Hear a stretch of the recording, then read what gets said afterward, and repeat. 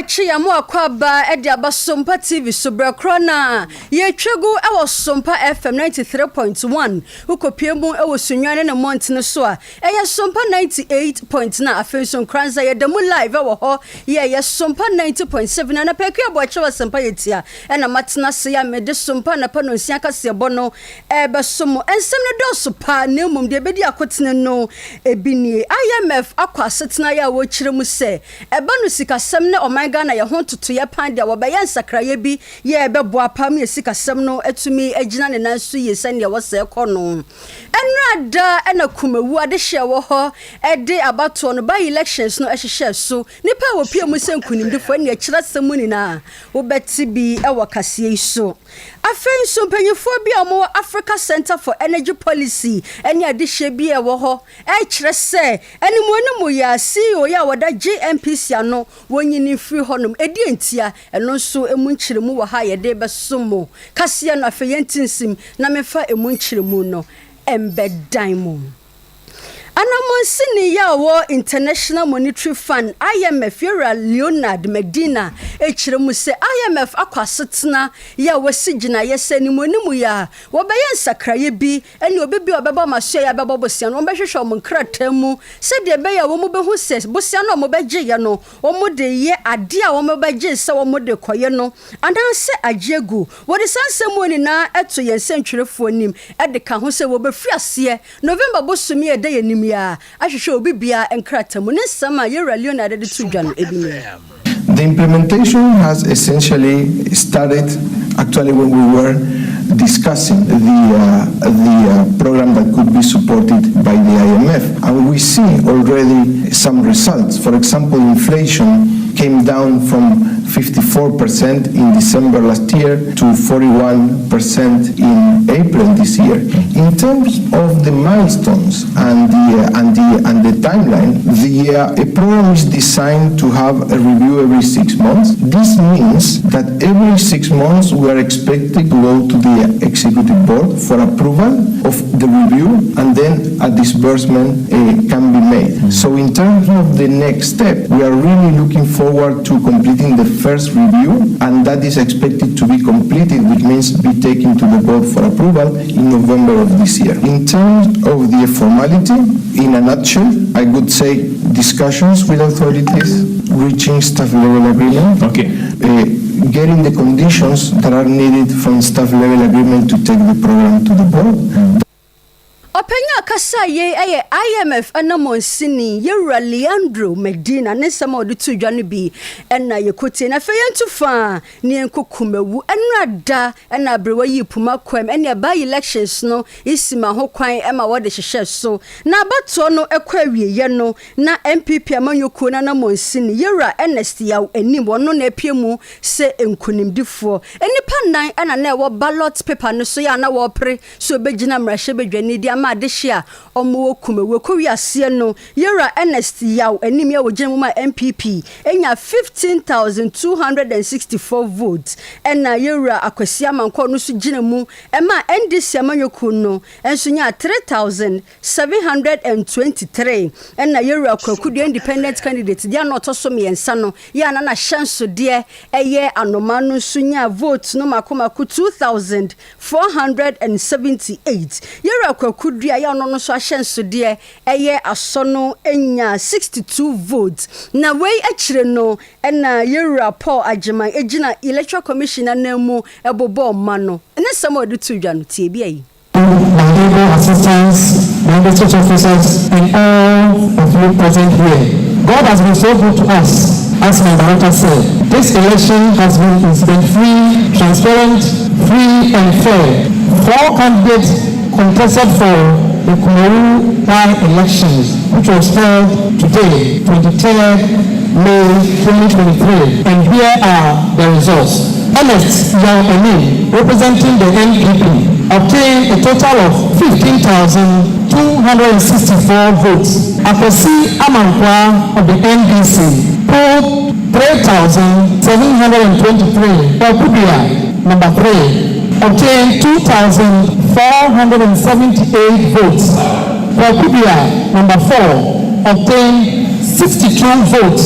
Total valid votes cast stood at 21,527. 21,527. Total rejected ballots 204. Total rejected ballots 204. Total vote cast 21,731. 21,731. 731. Sorry. And now, by the power vested in me, Paul Adjiman, as the constituency returning officer for Kumewu, I hereby declare you honest as the augmented member of parliament elect for Kumewu constituency.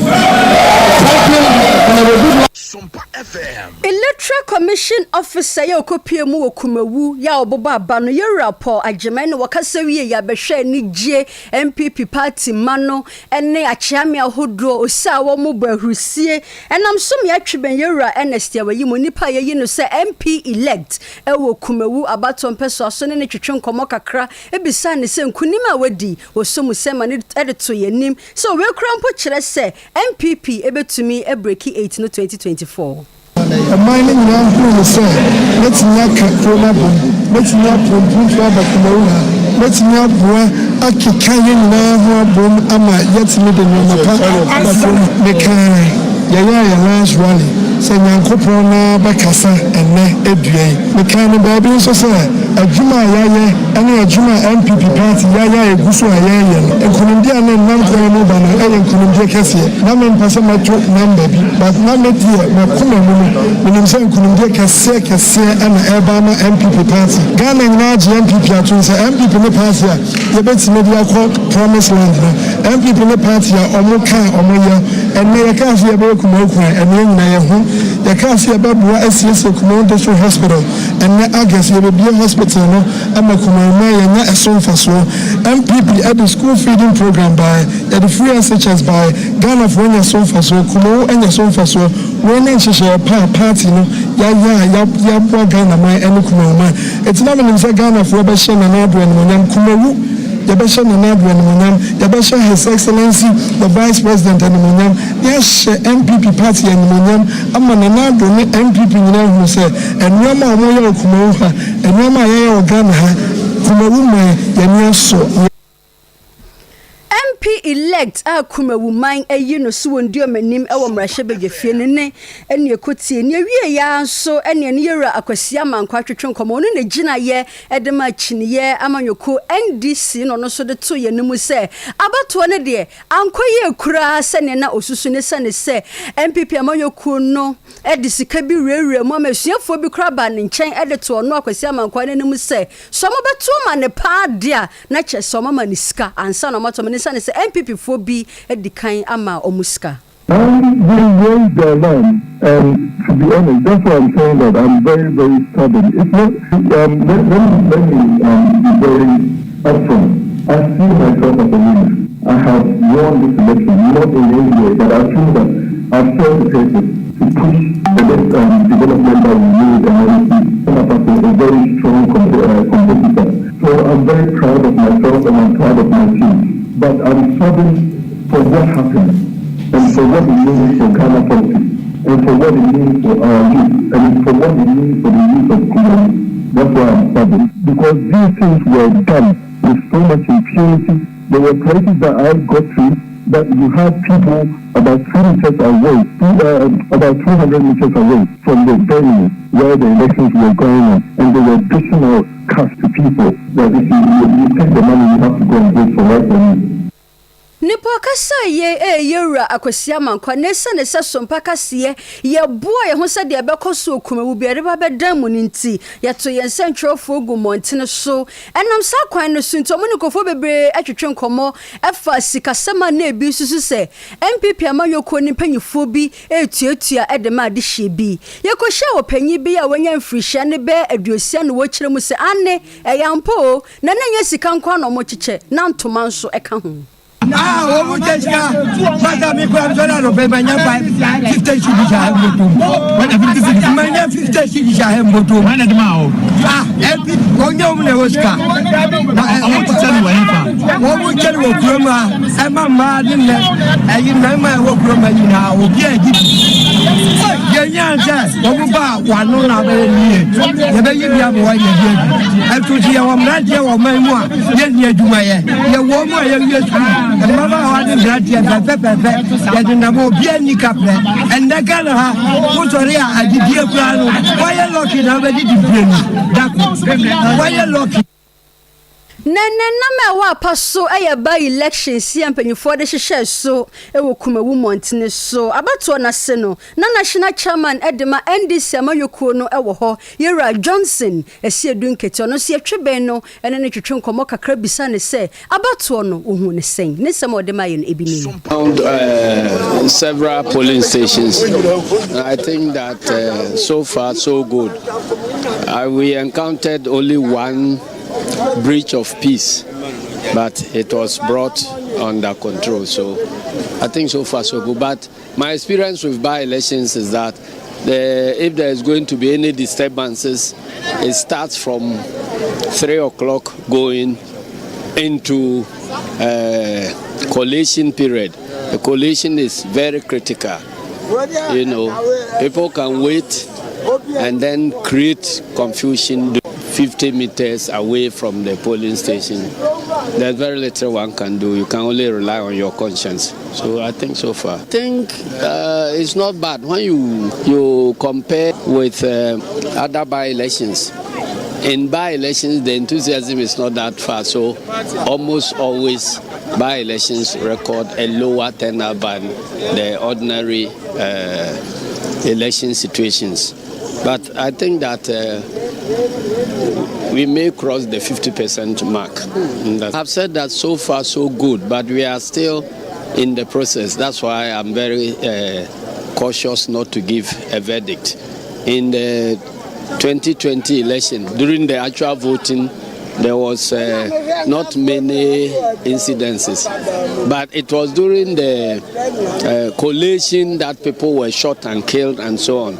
Around in the afternoon, all those who gave verdict about the performance of the police, they had to eat back their words. So we are observing. Let's get a whole picture of the whole election, then we can talk about this case. Titnani adema NDC amayoko Yera Johnson esedunkete ne sem kakra odema ye no na yekotie bi no afen so Yera Bernard Entwibosi akwane obepiem asantemantam haseya wono ene titnani adema MPP amayoko no ono de wo monkan aba ne nyekra no wahase ebose eda Kumawu mani na ase so manya MPP amayoko no mugidie no mato ede ama Yera Ernest yaw anim. The American United States and the Manamatia Santimera, generally with 2 full states of the Piazza Cotogoyan and Quasso, Damasia and Kumawu FM. As so, Barema, so Yatia, Yatia, I have for Hudua, a work for Kumawu constituency, a Munipagina, near the Asidak, Ediamo, Tradia Polacopo. Wadaroma, the Sia no Casadia, a year MPP, Yatini, polling station, Yatiniana, 68 polling station out of 75. Representing 89.47%. Yeah, and the MPP on 13,901. Section 68 now, about 71.12%. NBC at the Siaman when 3,303, representing 16.9. First Kwakudia, when 2,283. Representing 11.68%. Second Kwakudia, when 60, representing 0.31%. It's a short way in Anua. I got 7 police stations. Now I have 75 police stations in Anua.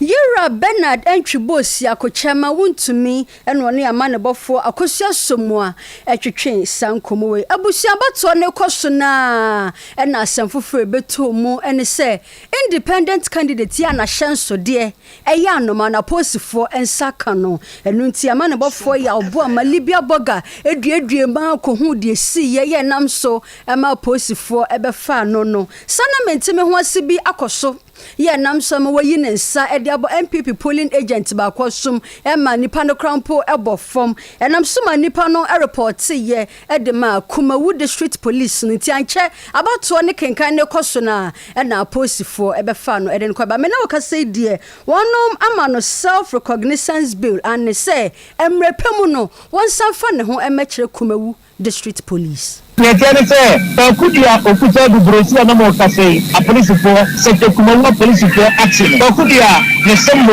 ɛyɛ dubro sɛ na mo kase sɛ Kumawu policefoɔ action bɔne a wayɛ ne sɛ ɔmo police station baako a ɔmo atwene sɛ Kumawu polyclinic police station Kumawu polyclinic police station NPP ɛyɛ polling agent na ɔwɔ hɔnom NPP polling agent na ɔwɔ hɔnom ɛna ɛyɛ Okudia ebu hɔnom no ɔkɔ bɔɔlu su for whatever reason oboni sumo de electoral officials any security for hono no entiment ye no mu ya ani say we siga man na sum amaga man no ebuahwe for NPP polling agent owo Kumawu polyclinic police station asuma ni buche enam so ema security for no esa say oba no na nye ono nko na eba one ne match for ne security for ne ba ye no ema ambusi police for na police station and quickly medical chom say security wo Kumawu say there minimara mini omo ne bail ma me fa no so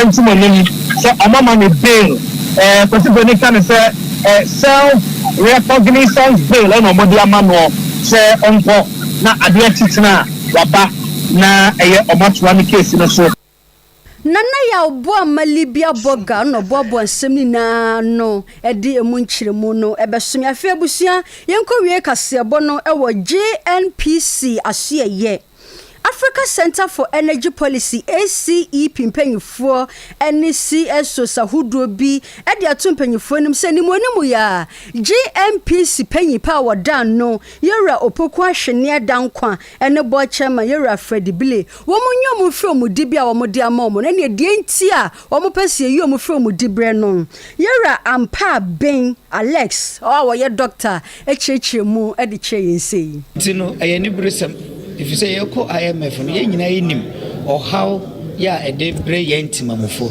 entinya sabre nya bra obi na adwo o tu anamon a e de o man sika asem no ebekọ ha mu a yetena so hwesa nipa nti de e kan se sampanimfo mienu we no anamon mu tu no o ma anwene Ghana ho nti ho behia se o mu dwumade no o mo beto ni emfa nipa fo from omomra na ye kasa no so na ye bo oswafo a wo hwe energy sector na baso ye wura Matthew Poku Prempe in fact papa no ayade e wo sa na mo wotuo no ono etiem in fact se meka senye ono kura na ebia company fo mienu no o maton sa Ghana Japade no opanimu no atwere krata e ma wo mo so omunyai omo antie omo koso aye no wasa atwere krata akoma Ghana mampani e ka kire ne se sampani fo na mo mutuo no e de o ha bebre Ghana nti omunyai nti de nti ase ne sa den na oswafo no efre mo ne mo kan se munyai na mo sa koso efa akire